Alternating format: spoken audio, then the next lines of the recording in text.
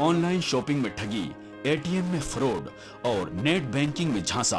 Internet की दुनिया में जुर्म के ये वो नाम हैं जिनका शिकार अक्सर लोग होते रहते हैं।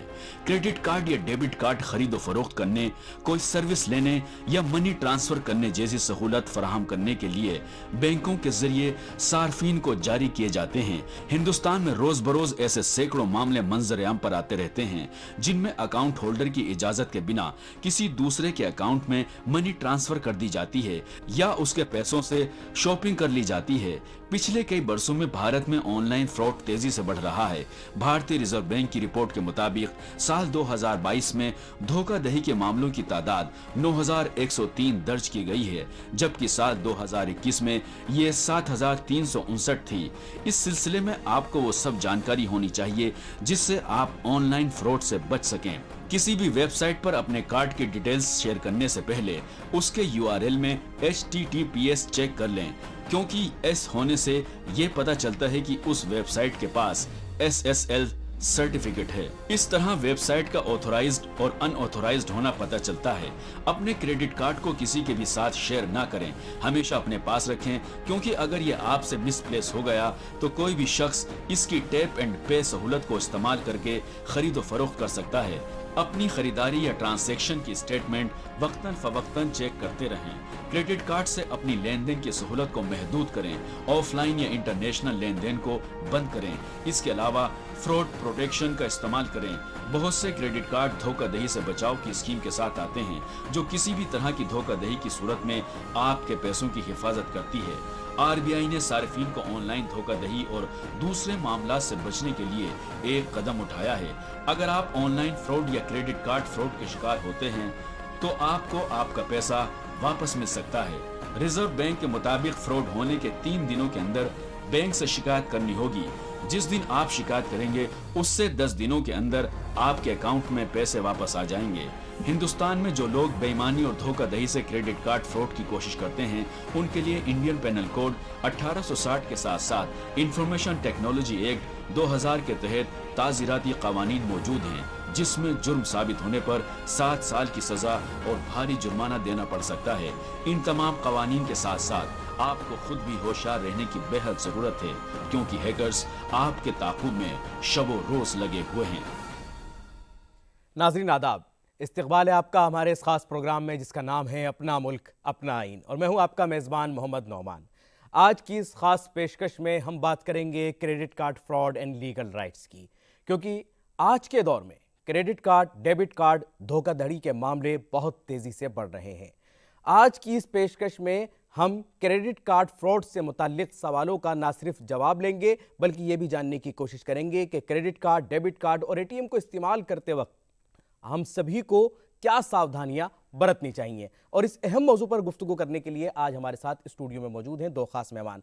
हमारे साथ हैं मारूफ वकील मोहतरमा खुशबू जैन साहिबा, और हमारे दूसरे खास मेहमान हैं assistant professor doctor Zubair Ahmed Khan साहब। और इन दोनों के साथ हमारे साथ स्टूडियो में मौजूद हैं लॉ के स्टूडेंट। आप सभी का आज की इस पेशकश में, आज के इस प्रोग्राम में बहुत बहुत इस्तकबाल है। मेरा पहला सवाल खुशबू जैन साहिबा से, जब हम बात करते हैं क्रेडिट कार्ड फ्रॉड की, आखिर क्या है ये फ्रॉड? इसकी अगर हम डेफिनेशन को समझना चाहें, इसकी परिभाषा को समझना चाहें, तो आखिर क्या है? अगर आप फ्रॉड की बात करें तो हमारा जो कॉन्ट्रैक्ट एक्ट है उसमें 2 फ्रॉड होते हैं, सिविल और क्रिमिनल। तो क्रेडिट कार्ड फ्रॉड की जो हम बात करते हैं वो क्रिमिनल एक्ट है। वो क्रिमिनल एक्ट क्यों है? क्योंकि आपकी परमिशन के बिना आपका जो कार्ड है वो कहीं किसी तरीके से यूज़ होता है। उसके अलग अलग तरीके हैं, या तो आपका कार्ड हैक हो गया है, या तो सिस्टम में कोई डिफ़ॉल्ट है जहाँ से प्रॉब्लम हो गई है, या आपकी गलती से आपने किसी से शेयर कर दिया तो आपके साथ में फ्रॉड हो चुका है। तो ये डिफरेंट तरीके हैं।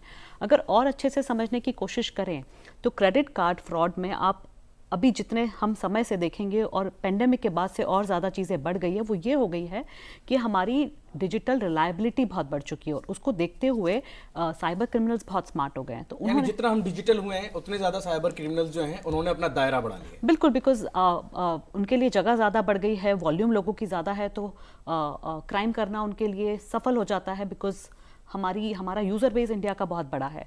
तो अगर मैं एग्जांपल दूं आपको क्रेडिट कार्ड फ्रॉड का समझने के लिए, तो वो ये होता है कि कोई आपके कार्ड से पैसे चले गए, आपको पता ही नहीं चला पैसे कैसे चले गए, तो आपको लगता है ये ट्रांजैक्शन कैसे हो गया।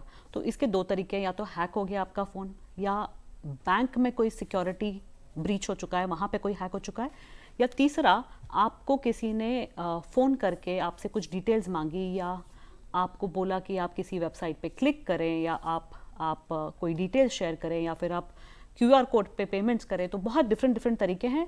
अगर आप ये करते हैं तो आपके पैसे उस टाइम पे अगर चले गए तो अनऑथराइज ट्रांजैक्शन की जो बात है वो यहाँ पे आती है, जिसको RBI ने भी रिकॉग्नाइज किया है कि ये अनऑथराइज ट्रांजैक्शंस जो हैं वो बहुत बड़ी मात्रा में बढ़ते जा रहे हैं। इसको मद्देनजर रखते हुए जागरूकता बहुत ज़रूरी है, अवेयरनेस बहुत ज़रूरी है उसी कस्टमर्स अवेयरनेस के लिए आज का हम ये कार्यक्रम भी कर रहे हैं ताकि लोगों तक ये बात पहुंच सके और वो ये जान सकें कि अगर किसी के साथ इस तरह का फ्रॉड होता है तो आखिर क्या क्या फ्रॉड की कैटेगरी में आता है और वो क्या करें। जुबैर सर, मैडम ने जो कैटेगरीज बताई हैं क्या यही है या इसके अलावा भी कुछ अलग हैं टाइप्स ऑफ फ्रॉड?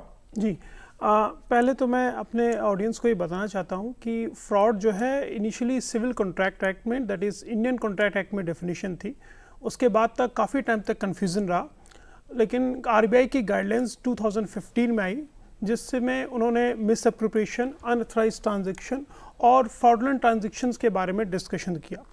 और बैंकिंग फ्रॉड इन जनरल या क्रेडिट कार्ड फ्रॉड की ऐसा कोई स्पेसिफिक लॉ नहीं है, लेकिन इस पे RBI ने काफ़ी चर्चा की है अपने डिफरेंट सर्कुलर्स में, अपने गाइडलाइंस में, और उन जिस गाइडलाइंस और सर्कुलर्स में चर्चा की है वहाँ पर डिफरेंट कैटेगरी के फ्रॉड्स के बारे में डिस्कशन किया गया, जिसमें से सबसे महत्वपूर्ण और सबसे सिग्निफिकेंट जो फ्रॉड है टाइप का वो है एप्लीकेशन फ्रॉड। एप्लीकेशन फ्रॉड उस टाइप का है जिसमें से ये हम मानते हैं कि एक साइबर क्रिमिनल जो है वो अपना दूसरे का डाटा जो है वो अपना कैरी कर लेता है, वो एक अनऑथराइज्ड तरीके से जो है वो अपना जो है यूज़ कर लेता है। दूसरा एक आता है POS fraud also. POS fraud basically वो होता है जिसमें आपने एक जो है एक ऐसी डिवाइस यूज़ की जिससे आपने डाटा जो है हैम्पर कर लिया। तीसरा आपका आता है जो मैडम ने डिस्कशन किया, विशिंग कॉल कहते हैं उसे। विशिंग कॉल्स वो होते हैं जिसमें एक इम्पोस्टर में भी वो ये आपको बताने की कोशिश करेगा कि मैं बैंक से बोल रहा हूँ, पर किसी स्टेट बैंक से, या मैं किसी RBI से बोल रहा हूँ, जहाँ से मैं आपको एक लॉटरी सिस्टम दूंगा या आपके अकाउंट में किसी फॉरेन करेंसी से पैसा आएगा तो वो आप क्लिक करेंगे तो उससे आपके अकाउंट में पैसा आ जाएगा, लालच दिया जाता है। जी, उसके लिए मुझे आपका OTP जानना पड़ सकता है, उसके लिए मुझे आपका CVV नंबर भी जानना पड़ सकता है, उसके लिए मैं आपसे पासवर्ड भी जान सकता हूँ। अक्सर ये देखा गया है जो भी क्रेडिट कार्ड के फ्रॉड्स आते हैं तो लोग बहुत एक्साइटेड हो जाते हैं और उस एक्साइटमेंट में वो अपने डाटा उनके साथ शेयर कर देते हैं। इसके अलावा और भी कई कैटेगरी के फ्रॉड्स हैं, जैसे लॉटरी फ्रॉड्स मैंने कह दिया, पूंजी स्कैम फ्रॉड है गया, उसमें भी बहुत सारे ऐसे स्कैम्स होते हैं जहां पर क्रेडिट कार्ड फ्रॉड उसके अंदर आते ही आता है।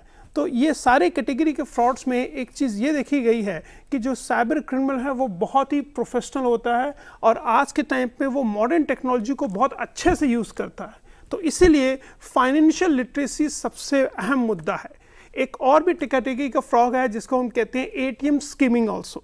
ATM स्कीमिंग एक ऐसा कैटेगरी का फ्रॉड है बेसिकली जिसमें ये पॉसिबिलिटी हो सकती है कि जो फ्रॉडस्टर है वो एक हिडन कैमरा यूज़ कर सकता है या फिर वो एक ऐसी डिवाइस यूज़ कर सकता है जिसमें मेलवेयर हो सकता है और उससे डाटा अनऑथराइज्ड तरीके से इंफॉर्मेशन ले सकते हैं।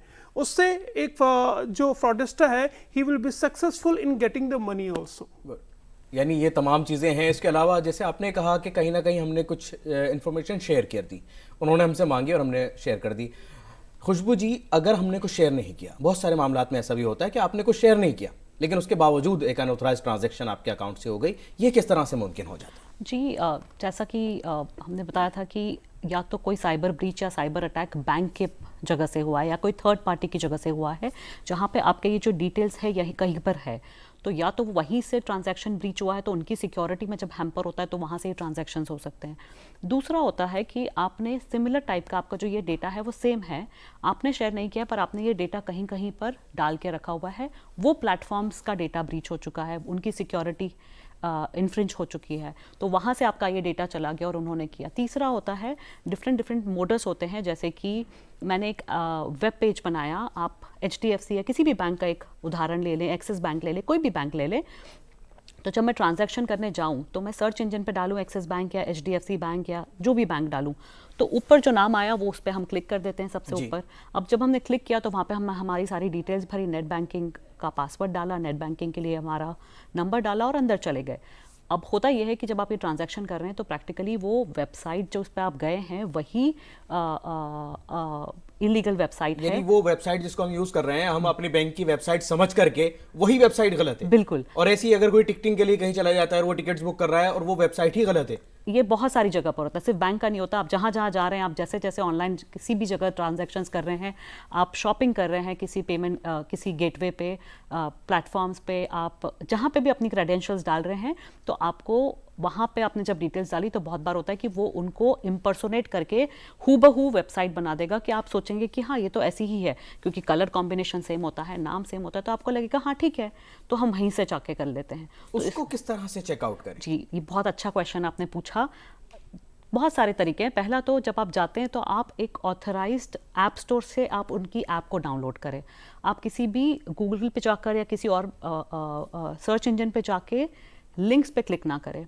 दूसरा, कोई भी लिंक अगर आपको आई है तो आप वहाँ से क्लिक करके ट्रांजैक्शंस ना करें, आप ऑथेंटिक उनकी वेबसाइट पे जाएं, उनकी वेबसाइट से वो चीज़ों को डाउनलोड करें। लेकिन मैडम अगर बैंक से ही मैसेज आया कि आप हमारी वेबसाइट पर जाइए, नहीं, आपको यहाँ पे भी आपको देखने की ज़रूरत होगी। जब भी आपको इस तरीके के मैसेज आते हैं, बहुत डिफ़ॉल्ट होता है, वहाँ पे स्पेलिंग मिस्टेक होती है, कोई वर्ड्स ऊपर नीचे होता है, कुछ वर्ड्स कैपिटल्स में लिखे होते हैं वर्ड के बीच में अगर मैं डालूंगी, क्योंकि वो सेम चीज़ रजिस्टर होना उनके लिए भी बहुत मुश्किल होता है, क्योंकि बैकएंड पे हमारी जो सरकार है, हमारे जो डिफरेंट डिपार्टमेंट्स हैं, वो सब काम कर रहे हैं इस चीज़ को लेकर।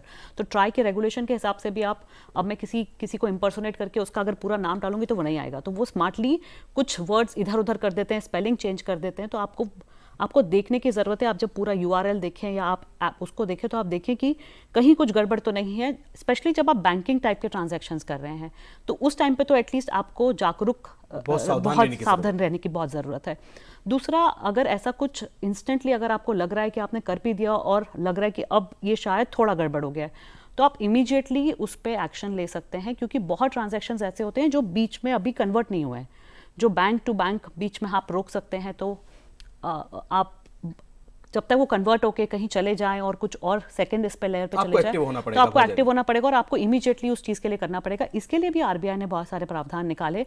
उन्होंने टोल फ्री नंबर दिया है, जितनी बैंक से उनको इंस्ट्रक्शंस दिए गए हैं कि आप अपने सारे कस्टमर्स को 24/7 एक नंबर देंगे और एक वो प्रोवाइड करेंगे, हेल्पलाइन नंबर होगा, हेल्पलाइन नंबर, जिससे आप जब वो अकाउंट जब आपके यहाँ पे वो आते हैं तो हमको उनको पहले जागरूक करना होगा कि ये तरीका है, अगर कुछ आपके साथ में होता है तो आप इस चीज़ को करें। इन सबको देखने के बाद में भी RBI ने अपना खुद का एक टोल फ्री नंबर दिया है 14440। तो आप इमीडिएटली 14440 पे कॉल करें, और कोई भी credit card debit card mishap हुआ है तो आप वहाँ पे या आपके लेन देन में कहीं कुछ धोखाधड़ी आपको महसूस होती है तो आप फौरन इस पर बिल्कुल। जुबैर सर, जब हम डिजिटल इंडिया की बात करते हैं और बहुत तेजी से हम डिजिटल इंडिया की तरफ बढ़ रहे हैं, ऐसे में आंकड़े क्या बताते हैं? इस तरह की क्राइम की जब हम बात करते हैं, फ्रॉड की बात करते हैं, credit card debit card fraud की, तो आंकड़े क्या बता रहे हैं कि क्या इनमें तेजी से बढ़ोतरी हो रही है या हम इसको कंट्रोल करने में कहीं कामयाब हो रहे हैं? जी, ये एक बहुत ही महत्वपूर्ण सवाल है और पेंडेमिक फेज में केसेस बहुत राइज हो रहे थे। इंटरेस्टिंगली 2021 जो लास्ट ईयर का डाटा है उसमें 13% की गिरावट आई है और काफ़ी केसेस कुछ हद तक कम हुए हैं ATM एंड क्रेडिट कार्ड के। ये RBI का इस पे जो है नोटिफिकेशन और स्टैटिस्टिकल डाटा भी आए हैं, लेकिन ये नंबर फिर भी बहुत ज़्यादा सब्सटेंशियल नंबर में है, क्योंकि इसमें से बहुत सारे ऐसे केसेस भी जो हो सकते हैं जो अनरिपोर्टेड केसेस भी हो सकते हैं, और बहुत से केसेस ऐसे भी हो सकते हैं जिसमें जो विक्टिम है वो अपनी ग्रीवेंसेस को एड्रेस करने के लिए अप्रोप्रिएट अथॉरिटी गया होगा, he made his sincere attempt, लेकिन वो उसको सक्सेस नहीं मिल सका। तो इसमें से काफ़ी हद तक ऐसा केसेस आए हैं जिसमें 50% के केसेस जो हैं RBI ने दे are quite successful in resolving those cases also. लेकिन सबसे इंटरेस्टिंग पॉइंट यहाँ पे ये है, इलेक्ट्रॉनिक बैंकिंग के जो केसेस हैं उसका जो परसेंटेज है वो मोर और लेस सेम है। ATM का आपके डेबिट कार्ड और क्रेडिट कार्ड के केसेस जो हैं वो काफ़ी हद तक जो है कम हो गए हैं, जो मैंने आपको बताया 13%। लेकिन फिर भी फाइनेंशियल लिटरेसी के इशू पे या और सारे इश्यूज पे स्टैंडर्ड प्रोटोकॉल जो बनाए हैं आरबीआई में उसको फॉलो करने की बहुत ज़्यादा ज़रूरत है। यानी हम सबको ना सिर्फ उसको फॉलो करना है, उसके साथ साथ हमें भी कोशिश करनी है कि जितनी जागरूकता हम फैला सकते हैं, बता सकते हैं लोगों को, वो बताया जाए। जी। खुशबू जी, डिजिटल इंडिया के लिए सरकार जो है बहुत ज़्यादा कदम उठा रही है और उसके साथ साथ अब साइबर सिक्योरिटी भी एक बड़ा मसला बन रहा है जिसके तहत ये तमाम चीज़ें आ जाती हैं। कितनी तरह से हम तैयार हैं, इंडिया कितना तैयार है और कितना इन चीज़ों को टैकल कर रहा है बहुत खूबसूरती के साथ, या बहुत देखा जाए तो सक्रिय रह करके किस तरह से हम इन चीज़ों को, फ्रॉड को कंट्रोल कर रहे हैं? अगर मैं स्टार्ट करूं तो साइबर अटैक्स तो होंगे, आप कितना भी आप सिक्योरिटी लेवल को ले आए अटैक होंगे, पर अपना रेजिलियंस कितना बढ़ा देते हैं उस पर है। जिन क्राइम्स की हम बात कर रहे हैं, जिन अटैक्स की हम बात कर रहे हैं, एक तरफ हम डिजिटल इंडिया की बात कर रहे हैं, हमारा बहुत बड़ा पोर्शन इंडिया का अभी भी डिजिटली इक्विप नहीं था, उन सबको हम डिजिटल बैंकिंग के ऊपर लाना शुरू किए हैं। तो अब वहाँ अगर आप देख रहे हैं तो उसको देखते देखते अवेयरनेस, लिटरेसी, डिजिटल लिटरेसी, ये जागरूक करवाना बहुत ज़रूरी था। इसके मद्देनज़र रखते हुए बैंक, आरबीआई ने बहुत सारे गाइडलाइंस इशू करे कि सिक्योरिटी जो है ये बहुत अहम मुद्दा है, सारी बैंक्स को साइबर सिक्योरिटी पे ध्यान देना बहुत ज़रूरी होगा। इन द मीन टाइम आम जनता जैसे कि आप और मैं हैं, अगर उनका पैसा चला जाता है तो बहुत मुश्किल होती है उनको उस चीज़ से बाहर आने के लिए।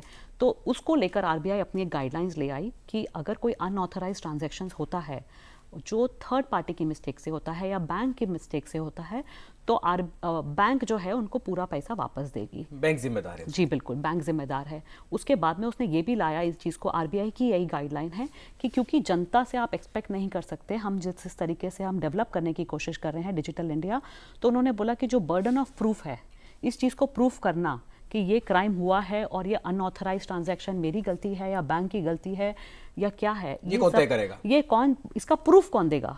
लॉ में हम बात करते हैं बर्डन ऑफ प्रूफ किसका है, तो जो क्रिमिनल होता है बर्डन ऑफ प्रूफ उसका होता है। यहाँ पे हम इन विक्टिम की बात कर रहे हैं तो हम ये बोलते हैं बर्डन ऑफ प्रूफ बैंक का है, क्रिमिनल नहीं है bank, but burden of proof bank का होगा, ताकि जो हमारे जो यूजर है उनको लेकर उनको और सिक्योरिटी लेयर सिक्योर कर सकें हम बिल्कुल उनको। बिल्कुल, और उनकी जो बैंकिंग है उसको भी हम ज़्यादा से ज़्यादा सेव कर सकें ताकि वो डिजिटल बैंकिंग की तरफ भी बढ़े और अपने पैसे को वो सिक्योर माने कि अगर बैंक में है उनका तो सिक्योर है कहीं ना कहीं। अब हम अपने सेशन को क्वेश्चन आंसर की तरफ लेकर के चाहते हैं। हमारे साथ लॉ के स्टूडेंट हैं जिनके दिल में बहुत सारे सवाल हैं, तो मैं चाहता हूँ आपके जो सवाल हैं आप गेस्ट से आप पूछ सकते हैं। नमस्कार, मेरा नाम हरमीत सिंह है। मेरा सवाल जुबैर सर से है। अक्सर हम देखते हैं इंडिया में ये जो ऑन पेपर है, खासकर लेजिस्लेचर, वो काफ़ी ठीक होता है। ऑन पेपर हम जो लॉज देखते हैं वीसी काफ़ी इन्फोर्सेबल है, बट जब बात एग्जीक्यूशन पे आती है मुझे मेजरली प्रॉब्लम्स वहाँ पर आती है। तो खासकर क्रेडिट कार्ड के फ्रॉड्स में प्रॉब्लम कहाँ लाई करती है? Is it in the legislature या एग्जीक्यूशन है जहाँ हमें सुफुर्ती की ज़रूरत है? ये एक बहुत ही महत्वपूर्ण सवाल है और इसमें जो गाइडलाइंस बनाई है बैंक्स के लिए वो काफ़ी हद तक सफिशेंट हैं, काफ़ी हद तक एडिक्वेट हैं, लेकिन जो एग्जीक्यूशन की बात है वो वहाँ पे सबसे बड़ी प्रॉब्लम आती है जो विक्टिम्स के लिए। और इस विक्टिम को ही जो है जब वो ऐसी स्टेज पे आता है, जब उसको पैसे का लॉस होता है, तो वो इसको गाइडलाइंस को किस तरीके से फॉलोअप करता है वो उसके लिए इम्पॉर्टेंट है। जैसा कि मैडम ने अभी कुछ देर पहले कहा कि immediate reporting is important also. अगर आपका एक कोई अनऑथराइज्ड ट्रांजैक्शन होता है तो आरबीआई की गाइडलाइन के हिसाब से बिल्कुल क्लियर कहा गया है कि आपको 3 दिन के अंदर जो है बैंक को रिपोर्ट करना है। और अगर आपने 3 दिन के अंदर बैंक को रिपोर्ट किया तो इसको हम कहते हैं ज़ीरो लायबिलिटी। लेकिन अगर आपने 3 से 4 दिन का समय लिया और आपने रिपोर्ट किया तो उसमें मैक्सिमम लायबिलिटी आपकी 10,000 तक हो सकती है। और अगर आपने 7 दिन तक में रिपोर्ट किया अपने अनऑथराइज्ड ट्रांजैक्शन को बैंक को बताने में, तो आपकी जो लायबिलिटी है वो बैंक की अप्रूव्ड पॉलिसी के हिसाब से डिसाइड होती है। लेकिन इस पूरे टाइमलाइन पीरियड में एक बात तो बिल्कुल तय है कि वक्त बहुत इंपॉर्टेंट है। जितना टाइमली इंफॉर्मेशन हम बैंक को बताएंगे अपने रिपोर्ट को उतना इंपॉर्टेंट है। पर इस गाइडलाइन में एक सबसे सिग्निफिकेंट पॉइंट है negligence of the customer. What will happen in those cases if there is a negligence of the customer? Negligence के केसेस में भी बैंक ने अपने आरबीआई ने अपने गाइडलाइन में बिल्कुल साफ साफ लिखा है कि कस्टमर को वो लॉस सफर करना पड़ेगा till he informs the banks also. So इस बात से बिल्कुल क्लियर है कि बैंक को ये चीज़ें लेनी पड़ेगी। टाइम एंड अगेन आरबीआई ने बहुत सारे क्लैरिफिकेशन अपने गाइडलाइन और सर्कुलर्स में दिए हैं, जिसमें ये कहा गया है कि इन्होंने बैंक्स को ये इंस्ट्रक्शंस टाइम टू टाइम दिया है कि वो अपने पॉलिसीज का इंश्योरेंस करा सके, और उस इंश्योरेंस के बेसिस पे कस्टमर को जो भी लॉस हुआ है अनऑथराइज्ड ट्रांजैक्शन से, वो उसको कंपनसेशन मिल सकता है।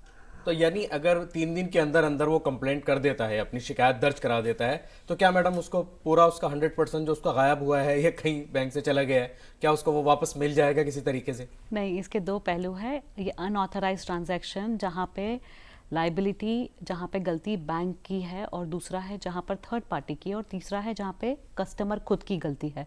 कस्टमर की गलती कैसे डिफाइन करते हैं कि आपने खुद ने अपनी क्रेडेंशियल्स दे दी, आपने अपना पासवर्ड दे दिया, आपने अपने डेस्कटॉप या मोबाइल या जो भी है उसका एक्सेस किसी और को दे दिया, या आपने OTP शेयर किया, या फिर आपने अपने पासवर्ड्स और क्रेडेंशियल्स पहले ही किसी और से शेयर करके रखे हुए थे, या आपने पब्लिक प्लेस पे जाकर उस चीज़ को यूज़ किया और आपने उसको खुला छोड़ दिया। तो ये जो सारे ट्रांजैक्शंस होते हैं ये आपकी खुद की गलती से हुए हैं। तो इन केसेस पे जब तक आप कंप्लेंट करते हैं तब तक की लाइबिलिटी आपकी है। उसके बाद में जैसे ही आप कंप्लेंट किए, इसीलिए जो इमीडिएट का वर्ड है ना, वो 2 दिन 3 दिन नहीं, आप इमीडिएट कॉल करें टोल फ्री नंबर पे, और आप अपने अकाउंट्स को इंटीमेट करें अपने बैंक को कि ऐसा ऐसा हो गया है हमारे साथ में, अकाउंट को ब्लॉक करवाएं, फ्रीज करवाएं। पर जब आप ये इंटीमेट कर देते हैं तो यूजुअली आप देखेंगे क्रिमिनल्स पहला ट्रांजैक्शन करते हैं, दूसरा ट्रांजैक्शन करते हैं, बिकॉज क्रेडिट कार्ड की भी एक लिमिट होती है, पर ट्रांजैक्शंस की भी बहुत लिमिट्स होती है ट्रांसफर्स की। तो दूसरे क्या ट्रांजैक्शन वो पैसा जो है मैडम जो किसी के अकाउंट से जाता है, क्या वो सीधा जो फ्रॉड कर रहा है उस फ्रॉड के अकाउंट में चले जाता है, या कि वो कहीं कहीं उसको पैसे को लेकर के जाते हैं? ये कैसे होता है? बहुत सही क्वेश्चन पूछा, और आई थिंक हमारे जो यहाँ पे स्टूडेंट थे उन्होंने भी यही चीज़ निकाली थी कि इम्प्लीमेंटेशन में क्या प्रॉब्लम है, एनफोर्समेंट में क्या प्रॉब्लम है, लॉ तो है ही। तो ये दोनों का जवाब एक ही है। होता यह है कि जो क्रिमिनल्स है वो बहुत स्मार्ट है, क्योंकि पैसा अगर जैसे कोई क्राइम हुआ, पैसा मेरे अकाउंट में आया, तो बहुत आसान है ना पता करना कि ये इस ट्रांजैक्शन से यहाँ पे गया है, तो आप आके इनको ले लें, और हमारी KYC तो बहुत स्ट्रांग होती है। बट ये करते क्या है, ये म्यूल अकाउंट्स बीच में बना कर रखते हैं। म्यूल अकाउंट्स को यूज़ करते हैं ताकि पहले अकाउंट से, जैसे कि एक एंटिटी ए का पैसा गया, तो वो अकाउंट से पैसा मेरे अकाउंट में आएगा, मेरे अकाउंट से जुबैर जी के अकाउंट में जाएगा, जुबैर जी के अकाउंट से, अभी ट्रांजैक्शन देखिए मैं बॉम्बे में हूँ, जुबैर जी केरला में है, केरला से फिर ये ट्रांजैक्शन एक और किसी अकाउंट में गया, वो साउथ अफ्रीका में है, पहला। दूसरा, या तो वो मेरे अकाउंट से फिर खरीदा जाएगा गिफ्ट कार्ड किसी प्लेटफॉर्म से, वो गिफ्ट कार्ड फिर कहीं और यूज़ हो जाएगा जिसका कोई पता करने का तरीका नहीं है अब गिफ्ट कार्ड किसने यूज़ किया, बिकॉज गिफ्ट कार्ड तो आपने खरीद लिया। तो बहुत तरीके होते हैं म्यूल अकाउंट यूज़ करने के, और ये म्यूल अकाउंट्स जो सादी जनता होती है, जिनको जागरूकता नहीं है इस बारे में, उनको बोला जाता है कि आपका जो ये ट्रांजैक्शन है, आपका जो अकाउंट है, उसको मैं एक छोटा अकाउंट के लिए कर रहा हूँ, अगर 20-25 हज़ार का ट्रांजैक्शन है तो मैं 2,000 रुपये आपको उस पर दे दूंगा, मेरा अकाउंट नहीं चल रहा है तो आप वहाँ से ट्रांसफ़र कर दें। दूसरा होता है, बहुत लोगों के अकाउंट्स ही नहीं खुले हैं, पर इनके अकाउंट्स खोल दिए जाते हैं इनसे सिग्नेचर्स लेके। जब पुलिस वहाँ जाती है, लॉ एनफोर्समेंट वहाँ जाती है, तो बोलते मैंने तो अकाउंट ही नहीं खोला। दूसरे इसमें बोलता है मैंने तो ऐसा कोई ट्रांजैक्शन ही नहीं किया। तीसरे इसमें उसने बोला कि उसको ज़रूरत थी तो मैंने उसकी हेल्प कर दी कि उसका यहाँ से यहाँ चला जाए। कभी लालच के लिए कर रहे होते हो, कभी आप इंसानियत में हेल्प कर रहे होते हो। किसी का पैसा आना है तो कोई बात नहीं, चलिए मैं अकाउंट नंबर दे देता हूँ, बिल्कुल, और IFSC दे देती हूँ ताकि मेरे अकाउंट में वो आ जाए। लेकिन वो कहीं ना कहीं आपको कोई ट्रेस कर रहा है और कहीं ना कहीं आपका कोई मिसयूज कर सकता है, इसका आप ध्यान रखें। बट आप ये सोचिए कि आप अगर म्यूल अकाउंट बन गए हैं तो पुलिस किसके पास आएगी? आपके पास आएगी। फिर आपके ऊपर बर्डन ऑफ प्रूफ है कि आप प्रूफ करें। तो ये जो म्यूल है, ये क्रिमिनल्स बहुत स्मार्ट बन गए। ये जब इस तरीके से करते हैं तो एक 20,000 के ट्रांजैक्शन के लिए आप 3 स्टेट की पुलिस को इन्वॉल्व कर रहे हैं। जुरिस्डिक्शन बहुत इंपॉर्टेंट रोल प्ले करता है हमारे लीगल सिस्टम में। आप 3 स्टेट की पुलिस को इन्वॉल्व कर रहे हैं, फिर उसके बाद में आप शायद डिफरेंट कंट्रीज़ को इन्वॉल्व कर रहे हैं, आप डिफरेंट प्लेटफॉर्म्स को इन्वॉल्व कर रहे हैं। तो आप समझिए कितना बड़ा नेक्सस बनता है, और ये कहाँ पैसा एंड में जाता है किसी को पता नहीं चलता। यानी उस नेग्लिजेंस से वो आदमी जो सीधा साधा आदमी या किसी की हेल्प के लिए वो कर रहा है, या 1,000-500 के लिए वो ये अपना अकाउंट नंबर किसी को दे रहा है ट्रांजैक्शन के लिए, तो वो याद रखे कि वो फंस गया है कहीं ना कहीं, और वो कानून की नज़र में गुनहगार भी होगा। तो इसी को बिल्कुल अगर आप प्रूफ नहीं कर पाए तो आप गुनहगार है।